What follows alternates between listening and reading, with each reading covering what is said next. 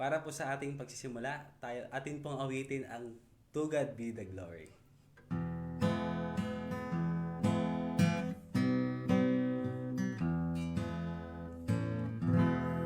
To God be the glory, great things He hath done. So loved He the world that He gave us His Son, who yielded His life and atonement for sin, and opened the life gate that all may go in. Praise the Lord, praise the Lord, let the earth hear His voice. Praise the Lord, let the people rejoice. Truly believes that moment from Jesus a pardon receives. Praise the Lord, let the earth hear His voice. Praise the Lord, let the people rejoice. Oh, come.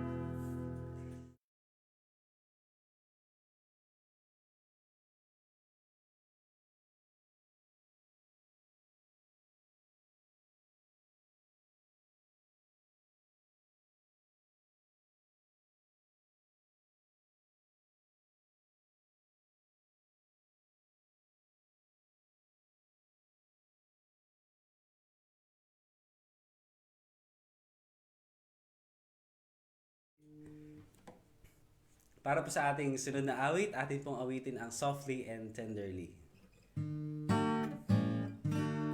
Softly and tenderly, Jesus is calling, calling for you and for me.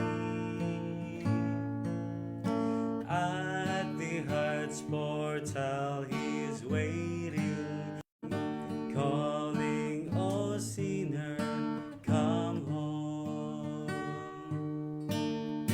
Why should we tarry when Jesus is pleading, pleading for you and for me?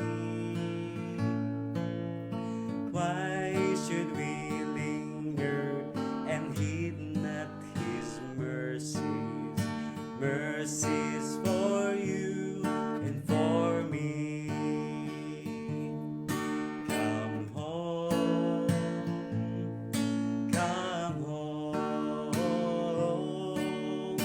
ye who are weary, come home.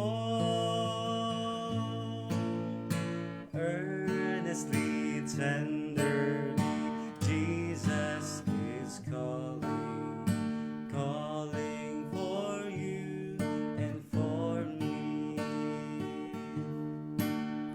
Think of the wonderful love He has promised, promised for you and for me. Though we have sinned, He has mercy and pardon, pardon for you and for me. Come home, ye who are weary, come home. Earnestly, tenderly, Jesus is calling, calling, oh sinner, come home.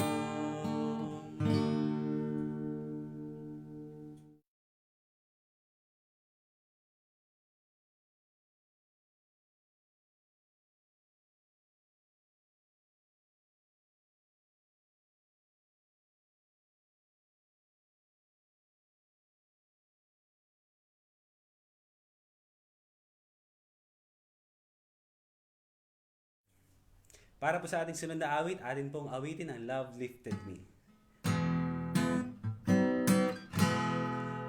I was sinking deep in sin, far from the peaceful shore, very deeply stained within, sinking to rise no more. But the master of the sea heard my despairing cry. From the waters lifted me, now safe am I. Love lifted me, love lifted me. When nothing else could help, love lifted me, love lifted me, love lifted me. When nothing else could help, love lifted me. All my heart to Him I give, ever to Him I cling. In His blessed presence live, ever His praises sing. Love so mighty and so true, merits my soul's bed songs. Faithful loving service due to Him below. Love lifted me, love lifted me. Here wants to be saved today. Love lifted me, love lifted me. When nothing else could help, love lifted me, love lifted me, love lifted me. When nothing else could help, love lifted me.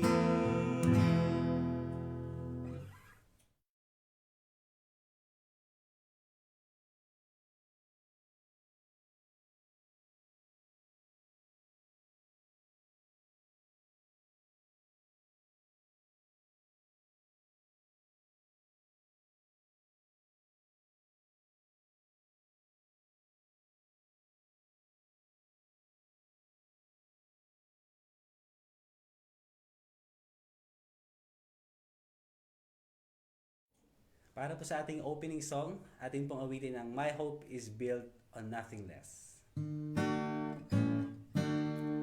My hope is built on nothing less than Jesus' blood and righteousness. I dare not trust the sweetest frame, but wholly lean on Jesus' name. On Christ the solid rock I stand, all other ground is sinking sand, all other ground is sinking sand. When darkness seems to veil His face, I rest on His unchanging grace. In every high and stormy gale, my anchor holds within the veil.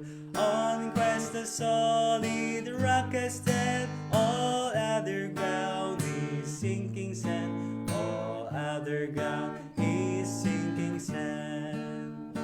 His oath is covenant and blood, support me in the whelming flood. When all around my soul gives way, He then is all my hope and stay.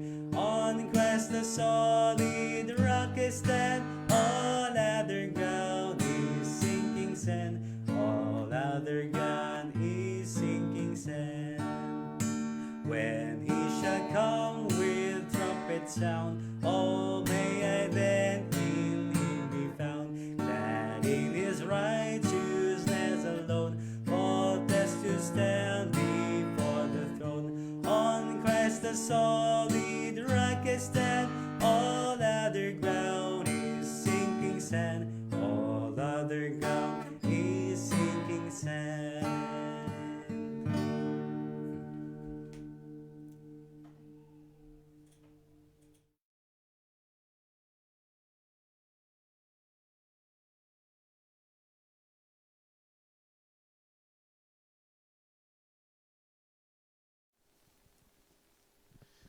Tayo po'y yumuko sa ating panalangin. Aming mahabagin, mapagmahal, at kaibig-ibig na aming Ama na sa langit. Anong galak na sa mga oras na ito, kami ay makapagsimula ng pakikinig ng inyong mga salita sa pamagitan ni Pastor Nicolas Francisco sa loob ng 14 na gabi ay inyo pong ginamit siya na maipahayag ang inyo pong mga salita.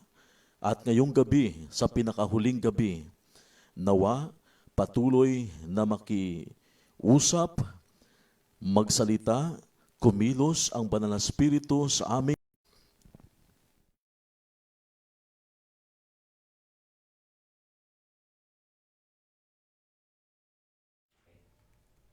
Magandang gabi po sa ating lahat mga kapatid at Happy New Week sa inyong lahat. Ngayong gabi ang huling gabi ng atin pong gabi-gabing krusada. Ito na po ang ika-14th night ng atin pong pangangaral na may temang Pag-asa kay Kristo. Kasama po natin ang ating guest speaker na si Pastor Nick Francisco. Nais po naming pasalamatan ng lubos mga kapatid ang bawat isa sa inyong lahat sapagkat patuloy niyo po kaming sinasamahan gabi-gabi sa pangangaral na ito natin pong ginagawa. Maraming salamat po sapagkat patuloy niyo pong sinishare at nilalike ang atin pong live stream. Nawa sa huling gabi ng atin pong programa ay patuloy niyo pa rin pong i-like at i-share ang atin pong live stream nang sa gayon ay mas marami pa ang matuto mula po sa ating Panginoon sa pamamagitan po ng ating guest speaker.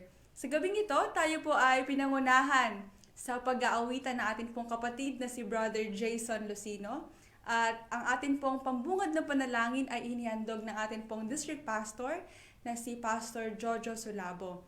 At pagkatapos po ng aking bahagi mga kapatid ay makaririnig po tayo ng tanging awit papuri sa ating Panginoon na ipagkakaloob naman po ni na Pastor Jojo Sulabo kasama sina Elder Jinson Castigador at si Brother Jason Lucino. At pagkatapos po nun ay saka po natin maririnig ang mensahe na mula sa ating Panginoon ngayong gabi na sa katauhan ng ating pong guest speaker na si Pastor Nick Francisco. Nawa sa gabing ito na atin pong pakikinig ng mensahe ng ating Panginoon ay tayo pong lahat ay mabless at patuloy po nating maramdaman ang kalinga at pagmamahal ng ating Panginoon. Happy New Week po ulit sa ating lahat at happy evening everyone!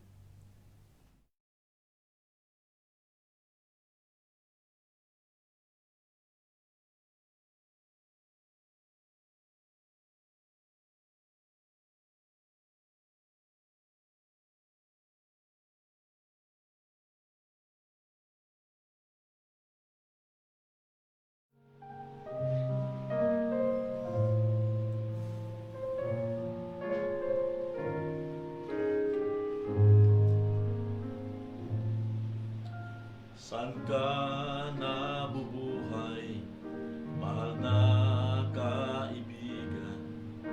Sa Diyos ba usapan, sarili lamang? Saan ka patutungo, langit ba o impyerno? Isipin mo ito, kaibigan ko.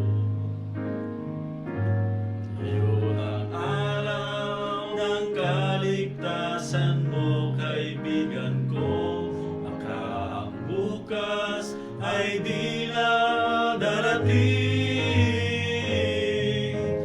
Buhay mo'y madaling lilipas at magwawakas. Kaligtasan ay nasa Diyos naman. Ikaw ay naging tao, mahal na kaibigan, upang maglingkod sa Diyos lamang. Hanapin mo ang daan tungo sa kaligtasan, makakamtan mo ang buhay na walang hanggan. Ngayon ang araw ng kaligtasan mo, kaibigan ko, baka ang bukas ay di na darating. Buhay mo'y madaling lilipas at magwawakas. Kaligtasan ay nasa Diyos lamang. Magpasya ka ngayon habang may panahon. Alinlangan bawiin mo ngayon. Huwag magpaliban, huwag mag-alinlangan. Pinto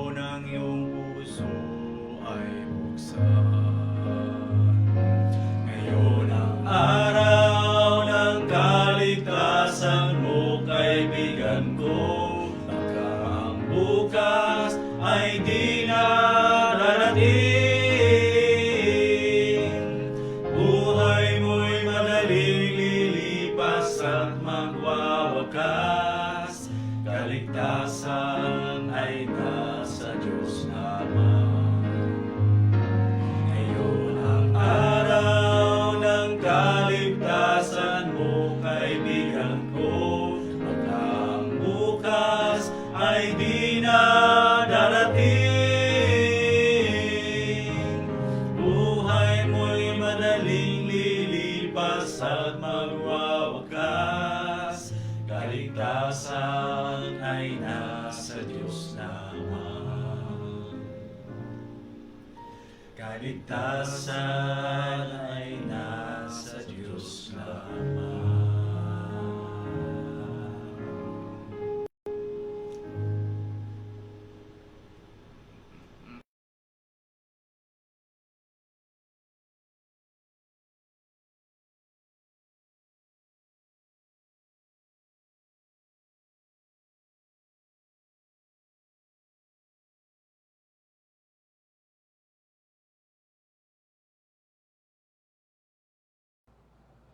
Tayo po ay patuloy na mag-aaral ng salita ng Diyos upang patuloy na ihayag sa atin ang pag-asa kay Kristo. At ang atin pong paksa ngayon na pag-uusapan ay tungkol sa iglesia ng Panginoon. Palatandaan ng tunay na iglesia o pagkakakilanlan ng iglesia ng Panginoon. Tayo po ay manalangin. Maraming salamat po, dakila naming Diyos sa kalangitan. Patuloy ang iyong gabay at patnubay, aming natatamasa sa aming buhay. Kagaya ngayon na kami magkakasama na mag-aaral ng iyong banal na salita. Samahan po kami pagpalain sa paksang ito na aming pag-aaralan ngayon. Patawarin din po kami sa aming mga kasalanan sa banal na pangalan ng aming Panginoong Hesus. Amen. Ano ang itinawag sa mga iglesia noon sa panahon ng Biblia? Ano ang pangalan ng mga iglesia sa panahon ng Biblia? Sa aklat po ng unang Timoteo 3:5 ay ganito ang sabi, ang tawag ay iglesia ng Diyos. Ngunit kung ang sino man nga ay hindi marunong mamahala sa kaniyang sariling sangbahayan, paanong makapamamahala sa iglesia ng Diyos? Binanggit po yon, iglesia ng Diyos. Pamahalaan nating mabuti ang ating sariling sangbahayan, sapagkat ito ay siyang panuntunan ng pag-aalaga sa iglesia ng Diyos. Napakahalaga po na matutuhan natin ang pangangasiwa, pamamahala, pagnonorture, pag-aalaga ng ating pamilya. Ang isang tao na mahusay mag-alaga ng pamilya ay mahusay siyang mamahala sa ibang mga pamahalaan o pangunguna sa mga tao. Ito naman, iglesia ng Diyos na buhay. Unang Timoteo 3:15. Ngunit kung ako'y magluwat ng mahabang panahon, ay upang maalaman mo kung paano ang dapat sa mga tao na ugaliin nila sa bahay ng Diyos, na siyang iglesia ng Diyos na buhay, at haligi at suhay ng katotohanan. Yan ang itinawag sa iglesia sa panahon ng bagong tipan. Iglesia na nasa kanilang bahay, house church. Ito naman ay nasa Roma 16:5. At batiin ninyo ang iglesia na nasa kanilang bahay. Batiin ninyo si Epeneto na minamahal ko, na siyang pangunahing bunga ng Asya kay Kristo. Ang house church po ito, nasa bahay ni Epeneo. Ang ibig sabihin, kahit sa mga bahay, pwede tayong magpulong para sa Panginoon. Ang totoo po niyan, ang tinatawag na iglesia ay kalipunan ng mga tao. Tayo po ng mga tao, grupo ng mga tao na sumasamba sa Panginoon. Ang tawag po diyan ay iglesia ng Panginoon. Yan. Roma 16:16, Iglesia ni Kristo. Mangagbatian kayo ng banal na halik, binabati kayo ng lahat ng mga iglesia ni Kristo. Ang tinutukoy po dito ay mga tao. mga tao, grupo ng mga tao na naglilingkod kay Kristo. Ang tawag po ay Iglesia ni Kristo. Ito po naman, Aklat ng Gawa 20:28, Iglesia ng Panginoon. Ingatan ninyo ang inyong sarili at ang buong kawan na sa kanila'y ginawa kayo ng Espiritu Santo na mga obispo upang pakanin ninyo ang Iglesia ng Panginoon na binili niya ng kaniyang sariling dugo. Dito po ay nagpapahiwatig na ang Iglesia ng Panginoon ay kaniyang binili ng mahalagang dugo at ipinagbibilin sa mga obispo na pakainin ang at sa Diyos na hukom ng lahat at mga espiritu ng mga taong ganap na pinasakdal. Ito ang tawag naman dito ay Iglesia ng mga panganay. Sa panahon po ng matandang tipan ay pinahalagahan ang mga anak na panganay. Sila ang nagdadala ng pangalan ng kanilang magulang at sila ang pinaka-leader ng kanilang pamilya o kanilang angkan. Iglesia ng Macedonia. Ikalawang Korinto 12:23. Ang itinawag naman po ay Iglesia ng Macedonia. Ikalawang Korinto 2 Corinthians 12:23. Bukod dito, mga kapatid, ay ipinatatalastas namin sa inyo ang biyaya ng Diyos na ipinagkaloob sa mga iglesia ng Macedonia. Sa ganitong kaparaanan ay tinawag naman ang iglesia ng Panginoon sa kanyang lugar. Kaya iglesia sa Asia, iglesia sa Corinto, iglesia sa Roma, iglesia sa Galacia, ganyan po ang tawag. Ang iglesia ng Panginoon ay tinatawag sang-ayon sa lugar na kanilang kinalalagyan o sang-ayon sa kanilang gamit. Kaya tinawag silang iglesia sa bahay. Ito naman po ang isa. Aklat ng Gawa 7:38. Ang tawag po ay iglesia sa ilang. Ang ibig pong sabihin ng iglesia sa ilang ay sa panahon ng matandang tipan.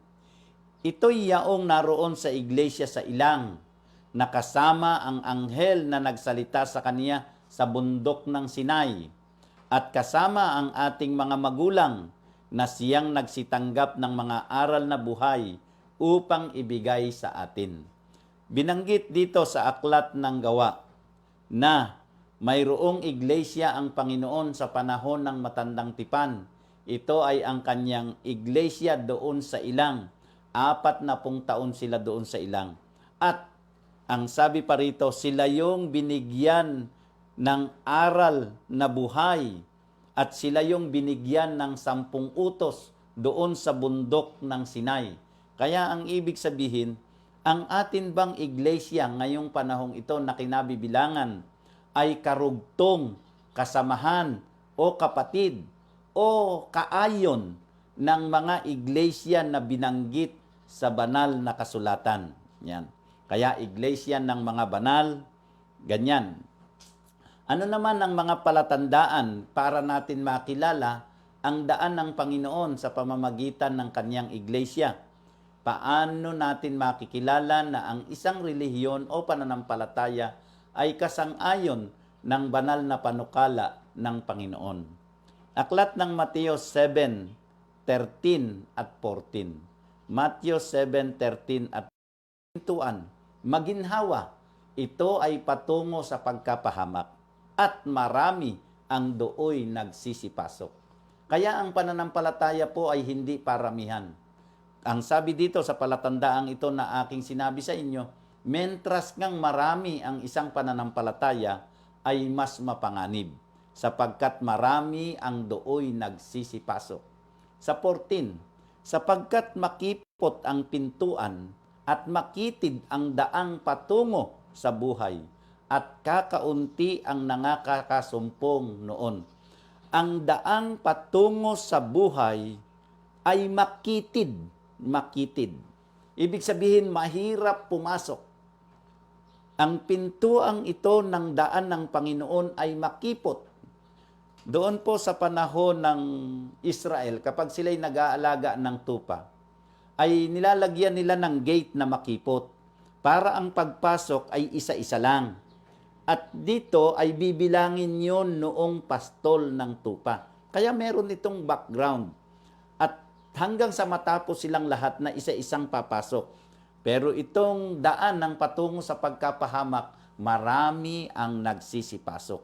Kaya ang tawag sa daan ng Panginoon ay makipot, makitid na daan.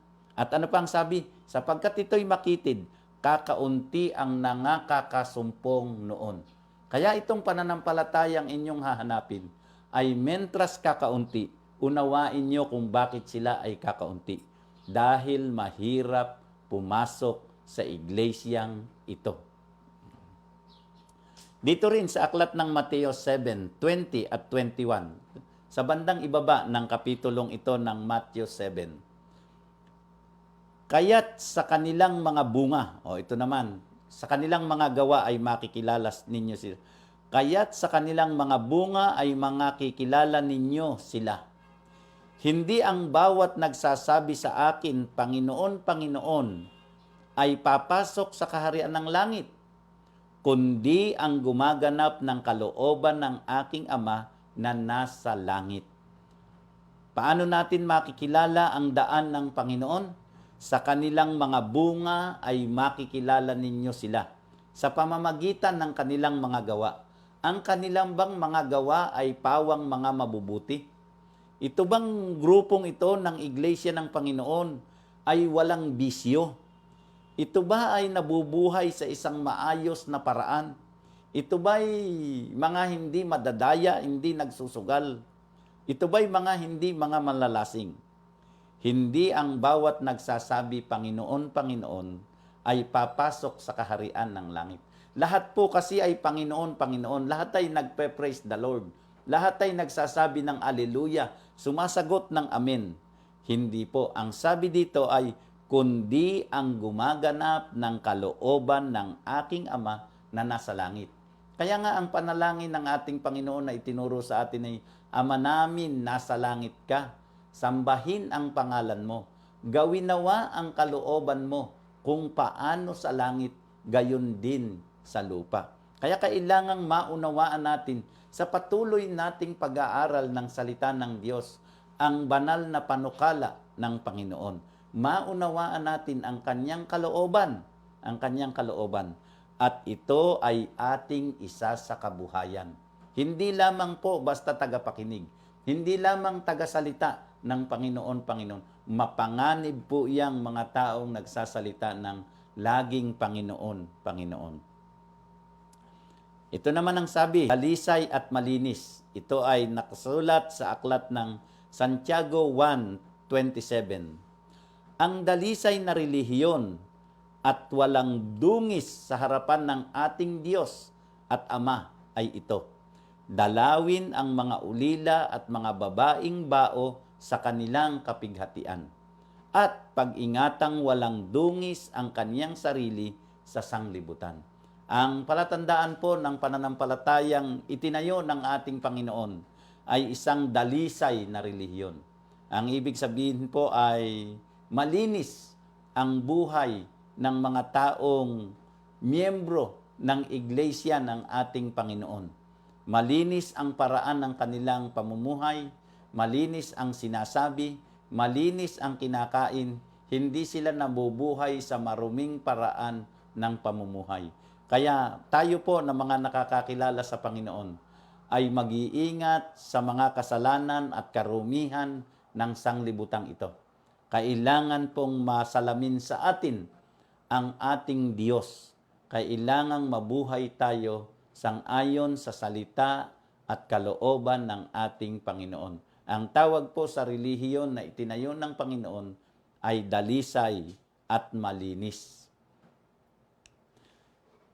Ito naman po ang isang palatandaan sa aklat ng Isaias 8:19 and 20.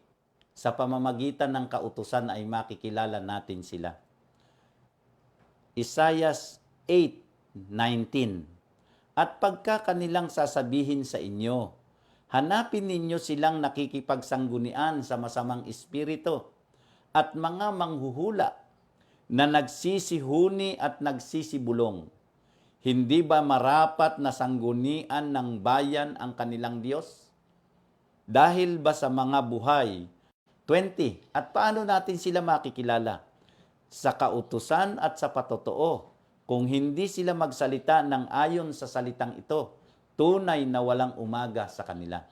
Ang lahat po ng mangangaral ay nangangaral ng tungkol sa pag-ibig. Lahat ay mabuti ang kanilang sinasabi. Pero dito po sa aklat ng Isaiah 8:20, ay susukatin ninyo ang isang mangangaral kung siya'y nagsasalita sang-ayon sa kautusan ng ating Panginoon. Iyan po ang isang palatandaan. Hahanapin ninyo kung sino ang nagtuturo ng kautusan ng Panginoon. Ano man ang kanyang kalagayan, siya man ay mahirap, siya man ay hindi sikat, hindi siya popular, simple lang ang kanyang buhay. Kung siya'y nangangaral at nagsasalita ng kautusan, nasa kanya ang liwanag ng katotohanan. Pero lahat ng pumupuri sa Panginoon, nagsasalita ng Panginoon, Panginoon, hallelujah, nagpe-praise the Lord, humuhuni, bumubulong, nanghuhula, nagpe-prayer. Sukatin po ninyo sila kung sila'y totoo sa pamamagitan ng kautusan ng Panginoon. May tanda. Itong pananampalatayang ipinamana ng Diyos sa sangkatauhan na dapat na sundin simula pa noong pasimula hanggang sa ngayon ay mayroong tanda. Simula pa sa halamanan ng Eden kay Nunong Eva at Adan hanggang sa ating panahon ngayon, ang Diyos ay may partikular na bayan at ang kaniyang bayang ito ay mayroong tanda o tatak. Ezekiel 20:12. Ezekiel 20:12. Bukod dito'y ibinigay ko rin naman sa kanila ang aking mga sabat upang maging tanda sa akin at sa kanila, upang kanilang makilala na ako ang Panginoon na nagpapaging banal sa kanila. Ito pong pangingilin ng araw ng Sabado, ng ikapitong araw na siyang Sabat ng Panginoon, ay kaniyang tanda. Ito ay palatandaan o tanda ng Diyos. At ito ay ibinigay sa mga tao upang kaniyang maging tanda. Kaya, makikilala natin ang ating Panginoon sa pamamagitan ng kaniyang Sabat. At kilala rin ng Panginoon ang kaniyang mga anak na ito ay nangingilin ng araw ng Sabat. Yung hindi, ay hindi niya yon kilala, hindi niya yon anak. Ang sinasabi dito, ang kaniyang bayan, ang kaniyang pamilya, ang kaniyang iglesia ay mayroong tatak. Ezekiel 20:20. Dito rin sa chapter na ito ng Ezekiel 20, talatang 20 din. At inyong ipangilin ang aking mga sabat at mga magiging tanda sa akin at sa inyo, upang inyong maalaman na ako ang Panginoon ninyong Diyos. Yan ang sabi. Kung gusto nating makilala ang Panginoon, hinahamon tayo ng Panginoon.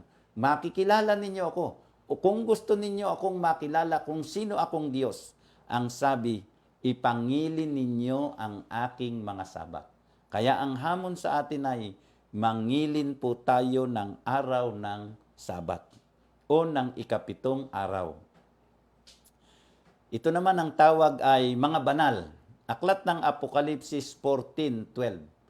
Ang mga anak ng Diyos, ang iglesia ng Panginoon ay mga banal. Sabi, Revelation 14:12. Narito ang pagtitiyaga ng mga banal. Sino itong mga banal na ito? Ng mga nagsisitupad ng mga utos ng Diyos at pananampalataya kay Jesus. Itong pananampalatayang ito sa ating Panginoon, ingatan po natin ito. Tinanggap natin si Kristo bilang personal na tagapagligtas. Kaya pahalagahan po natin ito. Sa ganitong kaparaanan ay makikita natin na ang kabutihan ng ating Panginoon Diyos ay nananagana sa ating buhay. At ito ay ating pagtitiisan. Kailangang makatagal tayo sa araw na masama. Huwag tayong padadaya, huwag tayong patutukso. Ganyan ang mga banal ng Panginoon. Bakit? Sapagkat kanilang tinutupad ang mga utos ng Diyos. Ang mga gawa ng sanglibutan ay pagsalangsang sa kautusan. At inaamuki tayong palagi, hinihikayat tayong palagi na labagin natin ang kautusan ng Diyos. Sa ganitong paraan, tayo'y magkakasala. Kaya nga, ang isa sa likas ng mga banal ay nagtitiyaga, nagtitiis, at sumusunod sa mga utos ng Diyos. Ito naman, Apokalipsis 12:17. At nagalit ang dragon sa babae at umalis upang bumakas sa nalabi sa kaniyang binhi na siyang nagsisitupad ng mga utos ng Diyos at mga may patotoo ni Jesus. Ang ibig sabihin ng salitang babae sa aklat ng Apokalipsis ay pananampalataya o relihiyon o iglesia. Ang babae ay sumasagisag sa tunay na iglesia ng Panginoon. Ang sabi dito, nagalit ang dragon sa iglesia ng Panginoon. Itong dragon, itong demonyo, itong diablo at satanas ay galit na galit sa iglesia ng Panginoon. Ano pat ito'y kanyang inuusig, kanyang binabaka. Kaya nga ang maglingkod sa Panginoon at maging kaanib ng tunay na iglesia ng Diyos ay kasama sa malaking tunggalian. Ano itong malaking tunggalian na ito, Pastor? Ito ang tunggalian ni Kristo at ng diablo. Simula pa sa langit, ang diablo ay naghimagsik na at nagkaroon ng giyera sa langit. At ang diablo ay nahulog dito sa ibabaw ng lupa at inusig niya ang iglesia ng Panginoon.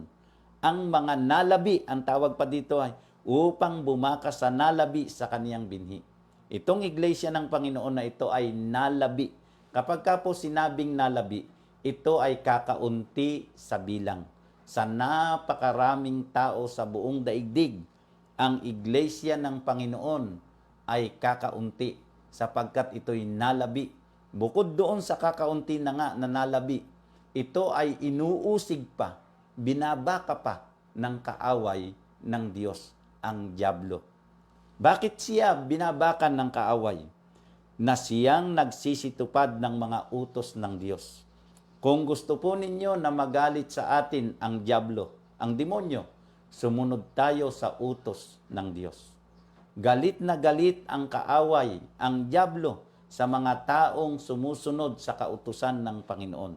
Subalit, ang kapangyarihan ng Diyos ay mananagana sa atin sapagkat sa oras na tanggapin natin si Kristo bilang personal na tagapagligtas, ang banal na Espiritu ay matatatak sa ating mga puso, sa ating pagkatao, at sa pamamagitan ng gabay at patnubay ng Diyos, pagtatagumpayan natin ang masama. Kung paanong tinalo ni Kristo ang diablo doon sa krus, gayon din naman sa panahong ito, sa pamamagitan natin, tayo'y magtatagumpay sa pamamagitan ng kapangyarihan ni Kristo. Huwag po kayong matakot. Kaya lang ang aking sinasabi, galit ang dragon sa iglesia ng Panginoon na sumusunod sa kanyang utos. Ito ang mga nalabi sa kanyang iglesia. Ito naman, aklat ng Kolosas 1:18. At siya ang ulo ng katawan sa makatuwid bagay ng iglesia, na siya ang pasimula, ang panganay sa mga patay, upang sa lahat ng mga bagay ay magkaroon siya ng kadakilaan. Dito po ay pinapaliwanag na ang ulo ay si Kristo at ang iglesia ay katawan. Ang ibig sabihin, ang bahaging ito ng pananampalataya ay iisang katawan. Si Kristo ang ulo, ang iglesia ang katawan. Ang ibig sabihin ay ang katawan o ang iglesia ay palaging kasama, kaugnay ni Kristo o sumusunod kay Kristo. Hindi pwedeng maghiwalay ang katawan. Ang ulo at ang katawan, hindi maghihiwalay. Kapag ang iglesia ay humiwalay sa ulo o ang katawan ay humiwalay sa ulo, ito ay magiging patay. Kaya ang iglesia ng Diyos na buhay, si Kristo ang ulo at ang katawan ay magkaugnay. Hindi po magkahiwalay. Kaya ang halimbawa dyan ay si Kristo nangingili ng Sabat, ang kanyang bayan nangingilin ng Sabat. Pero kung hindi, magkahiwalay ng pangilin, si Kristo at ang kanyang iglesia, ang ibig pong sabihin, hindi nakaugnay. Ito po naman, aklat ng Mateo 24:4 and 5. At sumagot si Jesus at sinabi sa kanila, "Mag-ingat, ang karaniwan po yan." Ito ngayon sa aklat ng Isaiah 65:1. 65:1 ng Isayas. Ako'y napagsasanggunian ng mga hindi nagsipagtanong tungkol sa akin. Ako'y nasusumpungan nila na hindi nagsihanap sa akin. Aking sinabi, narito ako, sa bansa na hindi tinawag sa aking pangalan. Kaya po, ang Seventh-day Adventist Church, itong iglesyang ito, Seventh-day Adventist, ay hindi tinawag sa pangalan ng Panginoon. At ito ay tinawag sang-ayon sa kaniyang gawa. Kaya ang ibig sabihin ng salitang seventh day ay nangingilin ng ikapitong araw. At ang salitang Adventist, naghihintay ng pagparito ng Panginoon. Ang paggamit sa pangalan ng Panginoon ay isa sa palatandaang sinabi ng Panginoon sa aklat ng Matthew 24 na malapit na siyang dumating kapag maraming mga tao ang gumagamit ng kaniyang pangalan. Iyan ay palatandaan ng tagapagligaw. Ang sabi ng Isayas, inihula niya matagal ng panahon na siya ay nasa kanyang bayan at ang kanyang bayan ay iyong tinawag sa hindi niya pangalan. Kaya tayo ay mag-ingat. Ito po ang panawagan para sa bawat isa sa atin. Aklat ng John 10:16, Juan 10:16. At mayroon akong ibang mga tupa na hindi sa kulungang ito. Sila'y kailangan din namang dalhin ko. At kanilang diringgin ang aking tinig. At sila'y magiging isang kawan at magkakaroon ng isang pastor. Si David ay nagsabi, ang Panginoon ay ang aking pastor. Hindi ako mangangailangan. Ang pagiging isang pananampalataya po ay hindi naglilingkod sa tao. Ito ay naglilingkod sa Panginoon. At ang sabi ng Panginoon, mayroon akong tupa na wala sa kulungang ito. Ang ating Panginoon ay nagpapakilala na mayroon talaga siyang kulungan. Kaya kailangang ma-realize natin na tayo ay espiritual na bayan ng Diyos. Sa ganitong kaparaanan, makikilala natin ang ating Panginoon. Paano makikilala ang Panginoon? Ang pastor ay kilala ng kanyang tupa. At ang tupa, ang sabi dito, ay nakikinig ng tinig ng kanyang pastor. Ang panawagan po, lagi tayong makikinig sa salita ng Panginoon, makikilala natin siya, at siya ang patuloy na gagawa at magpapala sa ating buhay sapagkat tayo'y kaanib ng kanyang katawan, ng kanyang iglesia. Parangalan natin ang Panginoon sa ganitong pananampalataya. Pagpalain po tayo ng Diyos.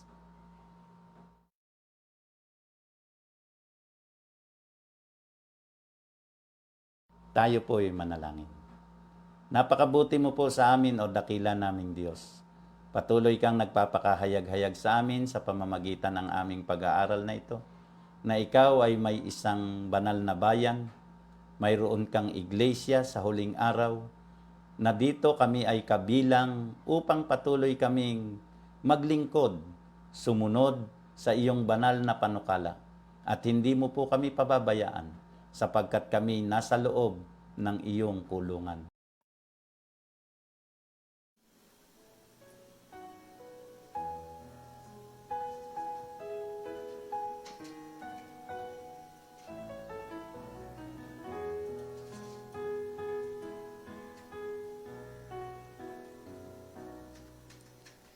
Time just drifts away, and as I look back on the years, memories of happiness and bitter tears. Through it all there was a common thread that cannot be ignored. You were there teaching me to be your servant, Lord. All along, your hand has been guiding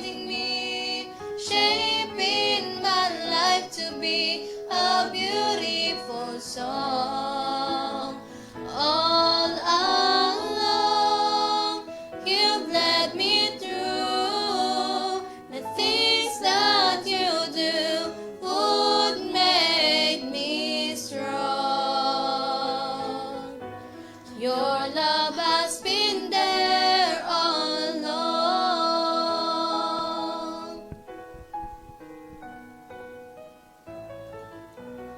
Every joy and pain had a reason of its own.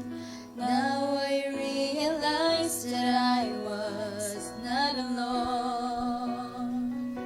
The changing seasons of my life were not left up to chance. Lord, I know you were working to fulfill your plans. All along, your hand has been guiding me, shaping my life to be a beautiful song. All along, you've led me through. The things that you do would make me strong. Your love has been there all along. Tomorrow when I turn around and as I look back on today, I will understand your purpose and my thankful heart will say, all along, your hand has been guiding me, shaping my life to be a beautiful song. All along, you've led me through. The things that you do would make me strong. Your love has been there all along.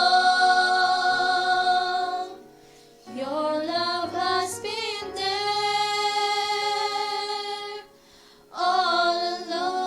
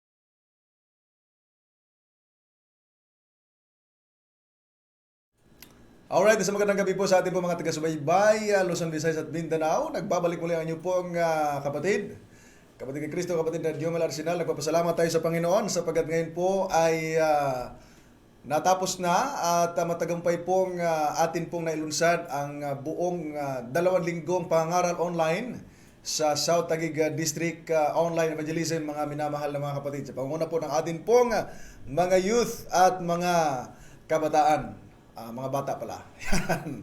Of course, sa mga oras na ito ay babatiin natin ang atin pong mga taga-subaybay sa atin pong South Taguig Gospel and Music Ministry. Alright. Andito na po yung naghahanap sa ating live kanina. Kanina po hindi tayo nakagkaroon ng live mga kapatid sapagkat naglingkod tayo sa Park Home Seventh-day Adventist Church dyan po sa Muntinlupa City. And then, hindi tayo nagkaroon ng pagkakataon makapag-live dahil kulang po ang atin pong kagamitan at yung internet mga kapatid. Pero, meron pong naka-live doon sa YouTube, atin po yung kukunin and then atin pong ilagay sa atin pong page para po inyo masundan ang message kanina, yung mga awitin and of course ang atin pong Sabbath School lesson. Binabati natin po ang ating viewers dito po sa Gospel and Music Ministry. Nandyan po si kapatid na Minda Rienda. Of course, si kapatid na Imelda Fernandez, kapatid na Ronnie Siador. Thank you for watching. And of course, ang atin pong kapatid dyan sa Cavite, si kapatid na Shai de la Cruz. Andyan din po si kapatid na Chodron Bochard. Andyan din po si Jean Romo. Thank you po sa panonood. Si kapatid na Royce Prime dyan po sa Italy. Andyan din po si kapatid na Princess Ira Andaya. Of course, ang atin pong top fan na si kapatid na Joay Sumilong. Binabat-bati of course natin kapatid na Emily Talusan. At andyan din po si Ate Dan Arsenal. Ayan. At of course, si kapatid na Buds Necesario Alcobilla. Binabati of course natin si kapatid na Rose Flores. Andyan din po si kapatid na Mabel Madrigal. Thank you for watching. Kapatid na Grace Ann Bernardino Zamora, kapatid na Ronaldo Rabaca, kapatid na Ann Andaya Maglangke. Yan. Of course, si Ate Del Montañez, thank you for watching. Kapatid na Teresita Estola Meneses, kapatid na Ronilyn Domingo, thank you for watching. Kapatid na Inday de los Reyes, kapatid na Daniela Domingo, si kapatid na Anily Manipol. Ayan yung ating mga viewers na talagang masugid na taga-subaybay. Kapatid na Rico Garlan, and of course, si kapatid na Maricel Tibor. Thank you for watching. Andiyan din po si kapatid na Erlinda de Jesus Adona from Lumban, Laguna. Thank you din po sa panonood, kapatid na Lerma Debson, kapatid na Yolis Cabosa Ortega, si kapatid na Irene. Di ko alam kung saan dito ang pangalan at ang apelyido niya. At si kapatid na Edna Serdinia. Alright. Kapatid na Clara Corpus, kapatid na Viteliano Avila, kapatid na Derwin na Intud, si kapatid na Neseta Katoliko, kapatid na Nino Pedera, of course ang atin pong Queen sa Diaconesa, kapatid na Noemi Alcaraz, kapatid na Nino Pedrera, andyan din po si kapatid na Tanya Choi, ayan ating mga viewers, kapatid na Luisa Likbusan na Ligan, no? Ayan po ang ating mga viewers na naka-live ngayon na sumusubaybay. Ayan din po si kapatid na John Gabriel, at of course si kapatid na Carlo Gregorio. Yan po ang ating mga viewers sa ating pong Gospel and Music Ministry. Ihanda po niyo yung mga sarili sapagkat tuloy-tuloy po ang ating pong Bible quiz sa ating pong for the last time, mga minamahal mga kapatid. Of course, dito po sa ating pong South Taguig Youth, South Taguig District Youth. Yan. Page, mga kapatid.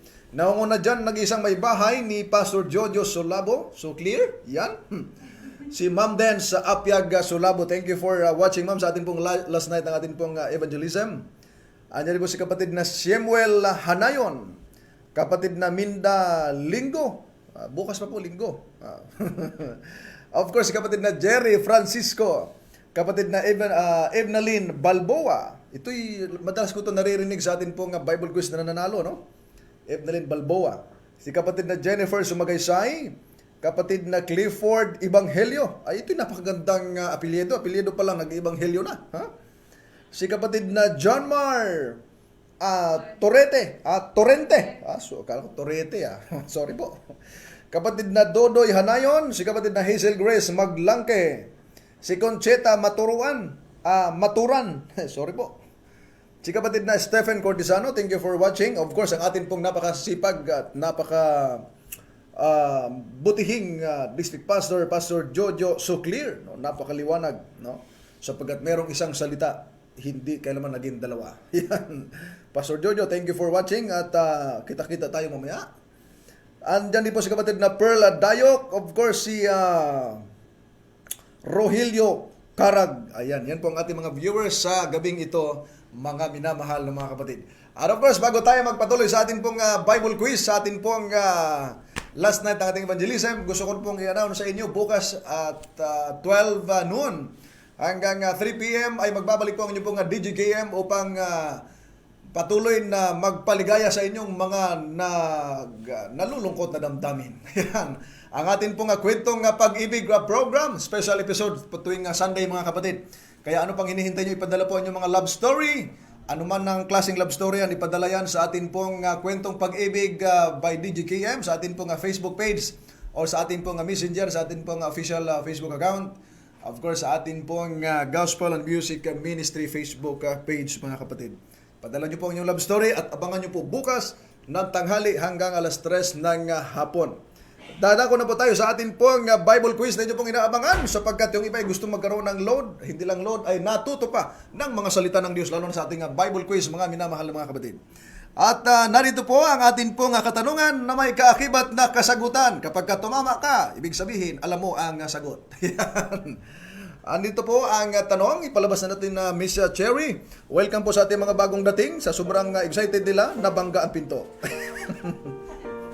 Narito po ang question. Sa Roma Kapitulo 6, tandaan nyo po mga viewers, sa Roma Kapitulo 6, ang wika po ay hindi ba ganinyo nalalaman na tayong lahat ng mga nabautismuhan kay Kristo, Jesus ay nangabautismuhan sa kanyang patlang.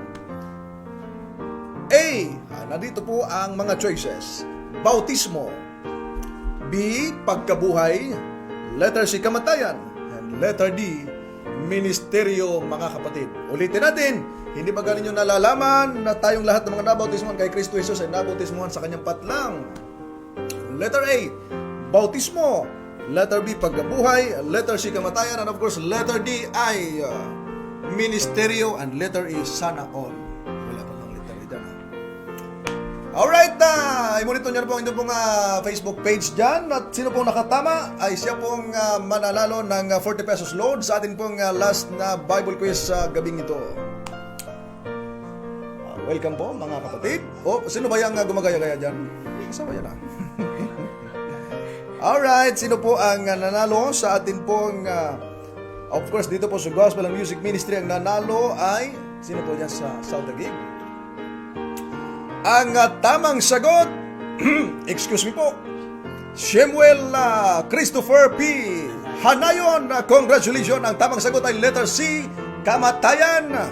At of course, dito po sa ating pong Gospel and Music Ministry ang nanalo si kapatid na Andaya Maglangke. Ayan, congratulations. At yan po, no, pagka gabi-gabi kang manonood, gabi-gabi ka rin magka-load. Congratulations po sa ating pong nanalo ngayon, kaya isend nyo na po ang inyong pong cellphone number at pong ipadala right away ang inyong pong mga napanalo ng load, mga minamahal na mga kapatid.